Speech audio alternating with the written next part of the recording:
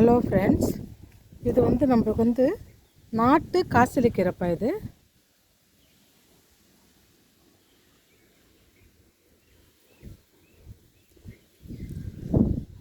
2 விதம் இருக்குங்க. 2 விதம் இல்லை, இதில் கூட ரொம்ப விதம் இருக்குது. இது நாட்டுக்கீரை. இந்த நாட்டுக்கீரை ரொம்ப சுகருக்கு இது ரொம்ப பெனிஃபிட்டானதுப்பா. ரொம்ப நல்லது இந்த கீரை. சீமக்கீரை வேறு இருக்குது. அதை விட நாட்டுக்கீரை இது இதனுடைய தன்மை ஒன்று என்னென்னா, கொஞ்சம் இது கசப்பை தட்டும். அதனால் ரொம்ப பேர் விரும்பி இதை என்ன பண்ண மாட்டாங்கன்னா சாப்பிட மாட்டாங்க. இது லைட்டாக கொஞ்சம் கசப்பு தட்டும் இது.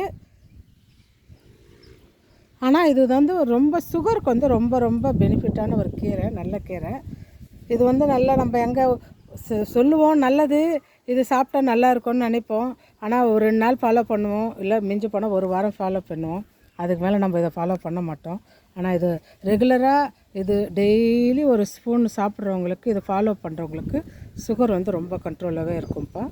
இதை ஃபாலோ பண்ணுறவங்களுக்கு இது ஒரு நல்ல ஒரு மருந்து. இதை நம்ம இது கட் பண்ணலாம். நான் இந்த கீரையை கட் பண்ணிட்டேன்ப்பா ஃபுல்லாக. இது மருந்து இல்லாத கீரைப்பா. அதனால் இன்னும் உடம்புக்கு ரொம்பவும் நல்லது. நான் எரு போட்டுதான், எரு மட்டும் தான் போடுவேன் இதுக்கு. வேறு எந்த மருந்தையும் நான் எந்த கீரைக்கோ செடிங்களுக்கோ போட மாட்டேன்.